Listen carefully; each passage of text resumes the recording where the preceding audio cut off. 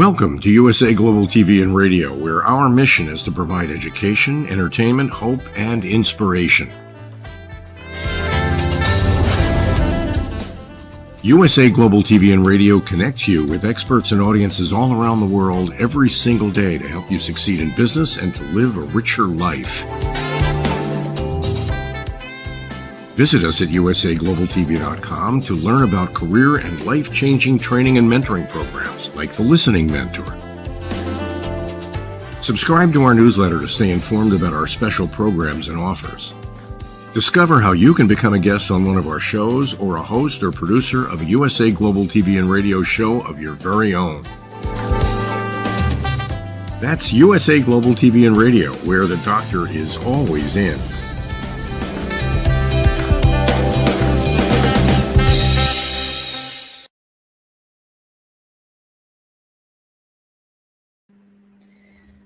Thank you all for tuning in to USA Global TV and Radio. My name is Josef Stetter. I am your resume whisperer and corporate culturist. My wonderful co-host, Dr. Jacalyn, is unfortunately a little bit under the weather today, so I'll be going solo today. So I want to thank everybody for logging in and taking the time to listen. And I hope that what I say will help you in landing your dream job now. So a little bit about me for those of you who don't know who I am. I've switched careers 9 times and jobs over 18 times because I didn't know what I want to do when I grew up. In addition to that, I've worked in recruiting for nearly 20 years. I've been a generalist in recruiting for companies like Deloitte & Touche, Apotex Pharmaceuticals, Tata Consulting Services, and many more small to global companies. And as part of becoming a resume whisperer, I've written 10 books on the subject matter, and I've had the honor and the pleasure of helping over 11,000 people land their dream job in as little as 2 days. So today I'm going to talk to you about what's going on in the job market right now and why so many people are struggling to get noticed to get hired. So right now, as it stands, there are approximately 50 million people in North America that are unemployed. There's approximately 50 million people that are severely underemployed, meaning have a university or college degree, but work at places like McDonald's. And then there's approximately 30 million people going through some sort of education or retraining. So in case you didn't catch my numbers, that's about 130 million people that are displaced or trying to enter the job market, which means that when you are applying for jobs, we have become technology dependent. And by default, most of us have become lazier, and all we do is apply online through Indeed. Indeed gets an average of 350 to 5,000 resumes for one job posting. Most companies today will probably look at the first 100, figuring that there's probably a few good candidates from that batch. So if you're 101, nobody sees you. Now, before I get into the tricks of beating the job board, there's something even more important that I don't think enough people appreciate or understand the need for, which is a resume that actually highlights how good you are and a LinkedIn profile that does the same. As a recruiter, for example, right now I'm searching for great people in compliance and risk in the banking world. You have no idea, and when I say no idea, I've gone through over 1,000 resumes and LinkedIn profiles predominantly, where I'd say that close to 700 profiles had the name of the person, the name of the company that they work for, their job title, and years of work, with no details. Let me repeat that. No details on their LinkedIn profile to tell me what exactly they do or what specific initiatives they've handled. If you think that I, as a recruiter, have the time to reach out to 700 people that have a very basic, minimal profile on LinkedIn to offer them great opportunities, with salaries that might be $250,000, you are severely mistaken. Most recruiters, when they get a new job, will spend a few hours searching through the resume data bank. And then, like most job seekers, they will ask for a daily email with new profiles. So, since this is also being live streamed on LinkedIn, LinkedIn is a phenomenal tool. More and more companies are looking at your LinkedIn profile before making the decision to reach out to you or reaching out to you through your LinkedIn profile, because that's where they gather information. So if your LinkedIn profile has no information, you're going to have a very hard time finding a job. If your LinkedIn profile, just like your resume, is extremely generic and you just give me fluffy words. What do I mean by fluffy words? I'm talking about subjective words. Hardworking, dedicated, committed, team player, excellent communication skills, interpersonal skills. Has anybody ever measured those? How do you quantify hardworking, right? So if I were to compare an accountant that works during tax season, that has to work 80 hours by mandate, what's hardworking for an accountant? 100? And I compare that to a nurse that at the height of the pandemic was doing 4 hours of overtime because the other nurses didn't arrive or there was so much work to be done. So is the nurse that's only working 4 hours of overtime less hardworking than the accountant? Absolutely not. There's a different level of stress. There's a different level of need. So every industry and every company has its own definition. Let's use another one. Excellent communication skills. This has got to be the most loaded skill ever put on a job description and in use for the past, 40 years. Because I can assure you that I've met plenty of people that do not have excellent communication skills, but get a job. Okay. If I compare myself to some of the people that I read and follow and admire, such as Les Brown has made millions, if not tens of millions, if not more, as a motivational speaker. Compared to Les Brown, who has made a career as a motivational speaker, I don't have excellent communication skills because I haven't reached his level of income or recognition yet. But I teach communication. I've done Toastmasters, which teaches you the art of public speaking to avoid filler words like and like, but, yeah, and several others. I'll never forget when I first got into recruiting, I had an individual that was of Chinese background, relatively new to Canada, came in looking for a bookkeeping position. I asked him, what do you love most about being in accounting? He looked at me and went, accounts payable, accounts receivable, reconciliation. I went, okay, great. What do you like the least about accounting?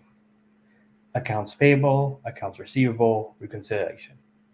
Okay. What's the easiest part about accounting? Accounts payable, accounts receivable, reconciliation. What's the hardest part about accounting? Accounts payable, accounts receivable, reconciliation. He had memorized those 3 words. I stopped the interview and said to him, listen, unless you're planning on working for a Chinese employer, you don't understand basic English. Nobody will hire you. Go to study English, come back to me. He came back to me 6 months later and said, you were the only recruiter that was honest with me, that was transparent and told me why nobody's hiring me. I studied English. Can you test me? 2 weeks later, I placed him at a great job that paid a lot more than he expected because his English skills were there.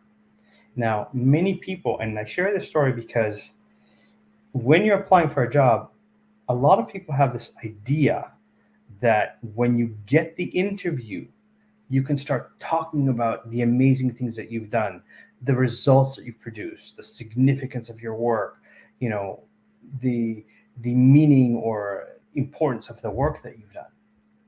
But if you're not getting an interview, you're doing yourself a disservice. It should not take you hundreds of resumes in 6 months to a year to land a job. If that is the case, your resume is not serving you. Your LinkedIn profile is not serving you. Stop being generic. Stop telling me the same information that everyone else is doing. Okay? If you are an engineer and you tell me that you know how to do, let's say, calculations of, or physics calculations, again, I'm not an engineer, but I've never met an engineer that does not know how to do physics calculations. And if they are an engineer that does not do physics calculation, how did they get hired? Because it's part of the job. So stop regurgitating, I know how to do this. I know how to do this. I have experience with that. Nobody, and I mean nobody, cares that you know it. Show potential employers what you've done with results. What is, in sales. To tell me, to say I've worked in sales, like in my career, I've worked in sales in retail, I've done door-to-door sales, I've done, car sales, I've done private education, I've worked in recruiting, I've done B2B sales, B2C sales, account management, relationship building, lead generation. Yes, those are all words as jargon that you need to put on your resume in order to score on all the applicant tracking systems algorithm, because those are words related to sales. However, if all you've told me is these words, I will never hire you for a salesperson because you haven't proven to me that you actually know how to sell. When you start sharing examples, people believe you. In my case, I worked for a private college that before I came in generated $530,000 in sales for the entire year. In 1 month, I generated $860,000 in sales for them. Now, think about what I just said. Which would convince you that I know how to do sales? All of the words, such as account management, B2B, B2C, or proof, results? Yes, proof, results. That's what people care about. That's what makes a difference. Now, for some of you, it might be very hard to think about what are the results. If you're lucky enough to be in a relationship, when you come home and you tell your partner about your job, sure, there'll be days where you're like, oh, today was just another day. But those moments when you come home and say, oh my God, you'll never believe what happened to me today. There was this huge problem at work, and I spent the entire day coming up with solutions. And then I had the most brilliant idea I've probably had in a long time. I was able to do A, B, and C. And by doing A, B, and C, we can actually automate the process. We're going to save the company hundreds of thousands of dollars, and everyone is looking at me as the hero. Those are the things that you need to say on your resume, on your LinkedIn profile, because you have to understand, even if you've been in the same industry for 20 plus years, from one employer to the next, there's different standards, there's different expectations. And unless you are very well known in your industry, your competitors or the competitors of the company that you're currently working for don't really know what kind of work you do and why. You need to explain it to them. Don't assume that just because you work for a competitor, by default, they trust you or they like you or they know that you can do their job. No, not at all. Okay? You need to take responsibility. And even if you send your resume and you were blessed enough to be called for an interview, okay, don't assume they read your resume, right? Most employers today spend 8 to 30 seconds reading your resume, which means they look at the top third to the top half of your resume. If something catches their attention, they'll put you in the yes pile. If not, they'll put you in the no pile. So when I was working in finance, I worked for Fidelity Investments and 9/11 happened.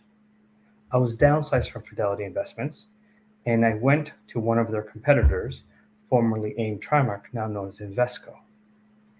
And the HR person is looking at me and saying to me, Joseph, it's great that you have all this background knowledge on mutual funds.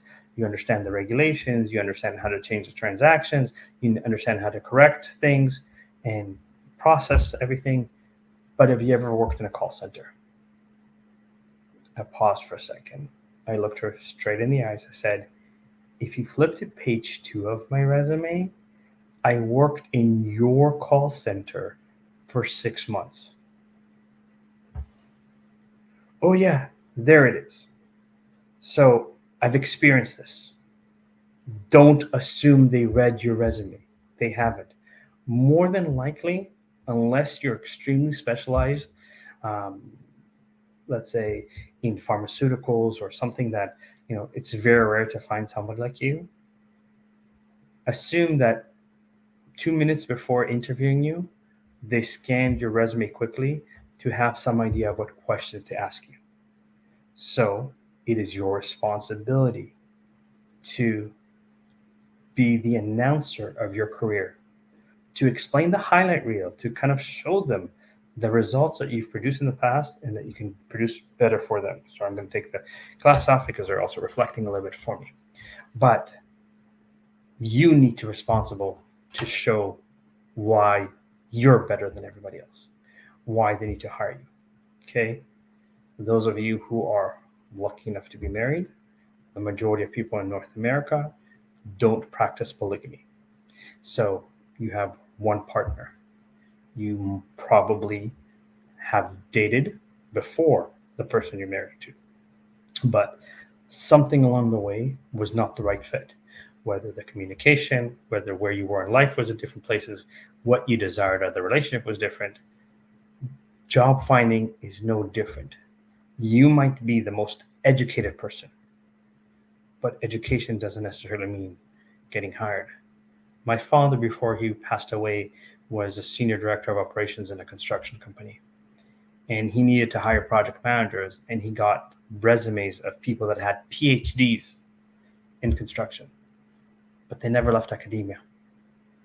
And he was like, it's great that they know the theory, but if they've never worked on site, they've never negotiated with the skilled trades, they're useless to me, because I don't need someone that knows the theory. I need someone that can produce results and can handle building or the construction of 1 or 2 buildings simultaneously. So just because you're educated doesn't mean you're better. And I get this question a lot. Are designations more important than experience? No. If you have over 5 years of experience, very rarely do people look at your education or care what education you have. If you don't have experience, you're a new university graduate, then your education is important. Obviously, if you've got education from some of the top schools in the world, like Harvard, Yale, MIT, Columbia, then your education makes a huge difference in getting you that first interview. But again, being educated doesn't necessarily mean the best. There are people in my life, like the guy that fixes my computers and does all my tech work. He doesn't have the latest designations to fix computers. But every time I have a problem, he figures out how to solve it. So I don't care whether or not he has designation. I trust the quality of his work. Okay, let me repeat that. When you're good at what you do, okay, companies will come to you. People like me, corporate culturists that also do headhunting, will message you to try and convince you to leave your current employer for whoever my client is and offer you better opportunities. Okay, so make sure that you take the time to demonstrate how great you are, because when you do, that's when people respond to you. Okay, I've had the opportunity to help over 11,000 people land their dream job. I remember when I was first kind of starting in the field, or still kind of a new resume whisperer, I'm an avid salsa dancer, and I've been dancing and performing and competing for about 15 years. And when I first started dancing, I had a dance partner that was in college studying graphic design. And she called me and told me that there was this internship opportunity that she really, really, really wanted. She was like, I'll do anything, just I really, really want it. So, I mean, obviously, I like to goof around a little bit as my personality. So I was like, you really, really want it? She's like, yeah, I'll do anything. Look, okay, I'm going to be like your Mr. Miyagi for those of you who have watched The Karate Kid, right? Wax on, wax off. You do everything I tell you. Don't question anything. First thing is, you're applying to be a graphic designer. You're not allowed to have a black and white cookie cutter resume that uses Times New Roman as a font or Arial or Calibri because they're the default fonts on every resume. That uses the black dots or circles, whatever you want to call them, or hyphens as your bullet point because your careers class in high school or your EI center told you to do that. That had told you to do a chronological resume, that told you to have a section with career history or kind of right skills like I'm hardworking, dedicated, committed, and team player. I can assure you in 20 years of recruiting, not once have I ever looked for a resume that had those words, because I'll ask how you can demonstrate those words, and I really don't care if you're right about them. And again, the results. So because, and for those of you who saw the movie Legally Blonde, when Reese Witherspoon or Elle Woods applies to Harvard and then to the internship from her law class, she gives a pink scented resume. And everyone looks and goes, it's pink and it's scented. But they remember it. Now, if you notice, I'm wearing a purple shirt. My background is purple. When I go to networking events, I was at an event where there was 36,000 people. I had a purple shirt. I had a purple bag. I used a purple pen. So when I sent emails to companies, even if they didn't remember my name, I was the guy in purple. It's branding for those of you who are in the marketing field. Okay. It's brand recognition because they associate purple to me. So make your resume a little bit unique, add some color, change the font, change your bullets. And again, you don't need to be a graphic designer for this. You can just go to insert bullet and change it to a diamond or an arrow. So anyways, back to my story about graphic design. Sorry, I digress. We made my salsa partner's resume green with she had a little kind of dancing character that we used as her bullet points. And she was working as a barista at a coffee shop. And we made that graphic design because she decorated the lattes. She sent the resume in. 2 weeks go by. She calls me. She goes, they didn't even call me. You suck. An hour later, they called her. The director personally called her and said, listen, we are so sorry we didn't call you sooner. We received 7,400 applications for 20 unpaid internships. To be honest with you, your resume was one of our favorites. And because we received so many applicants, we're going to do a 3-interview process. Your first interview is going to be in 2 days. She called me back. She's like, oh my God, they called me. What do I do? I looked at her and went, first of all, apologize to me. Right? Then I taught her my 7 rules to a perfect interview or a wow interview. I instructed her to go to Kinko's or FedEx or Staples and print her best digital work on the highest quality glossy paper so that she can show them to the people. I told her to organize all her digital files in one easy, accessible area so that she doesn't have to scramble to find the work. She came to the interview 2 days later, 15 minutes into her first interview. The director put down his pen, looked at her and said, in 10 years of running this program, I have never been so impressed with a candidate as I am with you. Congratulations, you are my first hire. I'm not even bothering with the second and third interview. And so she was one of my first success stories of getting people their dream job in as little as 2 days. Again, I made the resume stand out. I emphasized results that she produced. Okay. I taught her how to interview correctly. Okay.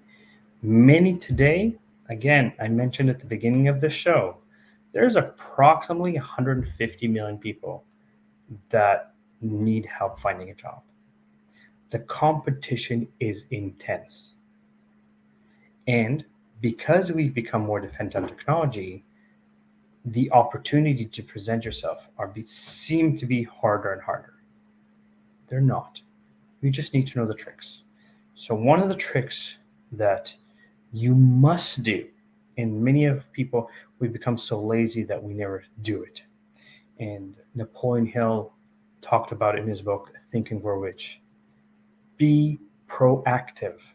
Now, you can call HR and say, listen, my battery just died just as I was pressing submit. Can you please check if my resume went through or my application went through? Or my internet's been wonky all day. And just as I was pressing send, it was disconnected. Can you please check that everything went through? Or I never got a confirmation. Can you please check that my application went through? So if you were the 101st candidate applying for a job, as I said earlier, companies look at the first 100. You're 101st, no one's looking at you. When you call for them to check, guess what? You're now first on the list. Now you have HR on the phone. You have 2 minutes to give them your elevator pitch. Give them one of your best highlights. Tell them the results that you produced and how they relate to the job that they're hiring for. So that you plant that seed of, maybe you want to talk to you. Maybe you want to take a closer look at your resume. Now, after you've planted that seed, ask them, when are they starting to hire or interview for this role? And let's just say that they're interviewing in a week. Ask permission that if you don't hear from them in a week, to call back to get feedback on your resume on what was missing or what could be added or what could be different to increase your chances next time. Now, the reason you want to do this is twofold. Number one, you're getting them to be an expert that's going to help you get hired because they're going to tell you the resumes that they want to see. Number two, if indeed they were looking at the first 100 and they didn't pick anybody or they didn't like the people from the first batch, when you are proactive and follow up, you're on their radar again, and they might reconsider your application because you did something no one else did. You took action. Okay. One of my friends graduated from mechanical engineering, and he sent out about 100 resumes, got no response because there's a catch-22 that he just graduated from mechanical engineering, and most of the entry-level jobs that he was applying for were asking for 3 to 5 years of experience, which he did not have. So he printed about 25 copies of his resume and then chose 25 companies that he wanted to target. And he went to the first one, showed up at 9 a.m. and said, I would like to speak to the director of engineering. The receptionist looked at him and said, do you have an appointment? And he said, no. Receptionist looked at him and said, well, he's in meetings all day. And he said, okay, I'll wait. And he sat there and he waited till 2 o'clock in the afternoon. At 2 o'clock in the afternoon, the director finally popped his head out and said, I understand you've been waiting for me. How can I help you? And my friend looked at him and said, listen, I just graduated from mechanical engineering. Here's some of the projects I've done. Here's kind of what I was measuring for, what I was testing for. I know you're not hiring, but I wanted to introduce myself personally to you. The director was so impressed that he was willing to spend the entire day waiting for him, that he had a 5-minute conversation with my friend and offered him a job that was not posted anywhere. Let me repeat what I just said. was offered a job that was not posted. And the only reason my friend got that job is because he did what no other engineer did. He took action to be proactive and go in person. By default, most, even retailers, will reject you by saying, "Did you apply online?" And if the answer is no, go apply online first. They won't talk to you. So you want to be smarter than them. Apply online first, then go there. Because now they can't whisk you away or tell you, shoo you away is the correct word. Okay? But be different. Stand out, right? Your resume was what gets your foot in the door, or more importantly, your LinkedIn. Because I can tell you, as a headhunter, as a recruiter, I don't post jobs anymore. Why? Because I've learned that people don't read the job description. The last job posting I posted, I needed a Python React developer. I posted this big, like the size of my head on the screen right now, almost, in red, in bold, highlighted, must have 5 years of Python and React experience. And then the rest of the job description was normal size, normal font. I got 150 resumes from people saying, "I'm graduating from college or university in 2023. I have 3 months of Python experience. Can my first job be $150,000?" Now, don't get me wrong. I love people that are proactive. But when somebody puts in red, bolded, highlighted, size 40 font, must have 5 years of experience. Look, I don't care if you haven't worked for 5 years.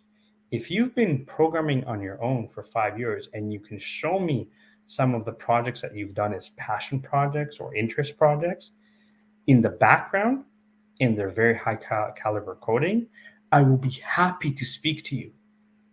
But when you send me resumes with barely 3 months of Python, when I've overemphasized, you must have 5 years, you're wasting my time.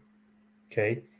I'm getting resumes for jobs that I posted 6 years ago on Indeed, because the people that are applying aren't even looking at the date that it was posted, aren't looking at when was the last time the job posting was refreshed. They're just desperate for a job. They're just applying for anything. And I had a few people that were a little bit more proactive that figured out what my phone number is and called me. And then when I told them this job was from 6 years ago and Indeed never removed it, they were like, "Oh." But then they at least started the conversation to ask if I have other opportunities, if I can connect them with anybody, which I admire and respect. And when that happens, I usually go out of my way to help them, even if I don't have anything that's active myself right now. But again, make sure that you're paying attention. Now, stop trying to, and I'm going to say this because I know I have about 5 minutes and I want to emphasize this. When you hear experts that tell you that you need to customize your resume for every job, let me be very controversial and say they don't know what they're talking about. If you emphasize the results you produce on your resume, you do not need to customize your resume. You need to just maybe change the job title of the position you're applying to, but the information will be the same. Unless you're switching industry or switching direction, you do not need to, I repeat, you do not need to customize your resume. You need to emphasize how great you are by giving me results. Give me dollar figures, percentage figures, time figures, inventories, macros, templates, policies, procedures, special initiatives that you personally spearheaded. Tell me what the results were. Okay. Tell me why this is important or why the company cares about it. Because when you do that correctly, you will have headhunters like me calling you saying, "I've got the greatest opportunity for you." Companies will chase you. If you're sending out hundreds, if not thousands of resumes, if you have been looking for work for 6 months, something you're doing is wrong. If you hired a resume expert and you're still not getting results, you hired the wrong expert. Do your due diligence, because there's a lot of people that proclaim that they're experts.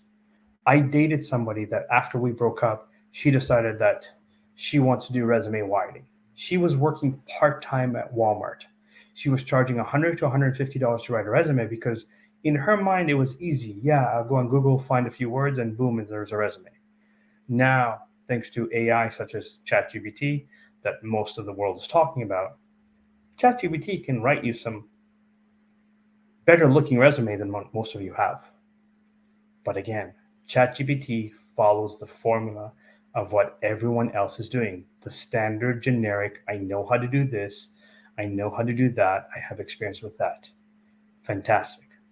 But ChatGPT does not tell me your stories, your experiences, your successes, your results. You do. So you need to take what ChatGPT gives you, if that's the way you go, and add the sauce, add the spice, add the here's why you need to hire me. Okay? Because again, I'm looking for people that produce results. I'm looking for people that give me more information than, if you're an accountant and you tell me that you know how to do financial statements, such as balance sheets and income statement, I have yet to meet one accountant that doesn't. And if they're working as an accountant and they don't know financial statements, they're definitely an accountant I do not want to use, right? So make yourself different. Be better than everybody else. And when I say be better, do you. Because there's an adage that says when you point a finger at someone, there's 3 fingers pointing back at you. Take ownership and responsibility for the work that you do. Whether you impacted it by 2% or you impacted it by 40% doesn't matter. It's the fact that there's a result, because some companies have great things happening. If you work for Google, improving the coding in Google might be very, very hard. But building add-ons to Google that can allow for different variations of what's being done is huge. And so highlight to people why you, why different, why better. Okay. Make sure that when you're speaking to career coaches, resume writers, you ask them questions like how many people they've helped, what is their success rate, how quickly do the people get hired, right? What is the process they use to highlight how good you are? Can they show you samples of work? Is there testimonials of people that they've worked for? Because unfortunately, we've become a society where everybody's an expert. If you go on YouTube right now and type in cockroach whisperer, you will find videos of experts that will talk to cockroaches and tell them to leave your apartment. Okay? You can find experts for cooking green tomatoes. You can find an expert for everything. So do a little bit of homework to make sure it's the right expert for you. If you are culturally diverse and you prefer to work with somebody from your culture, more power to you. If you prefer to work with a woman because you are or identify as a woman, more power to you. But find the right people for you. I hope this episode helps you in your job search. And I want to thank all the listeners and all the viewers for tuning in to USA Global TV and Radio and taking the time to better themselves. For those of you who need to reach me, my name is Josef Stetter. You can find me on most social media.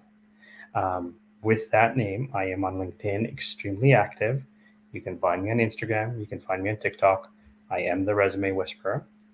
And I hope this message helps you land your dream job.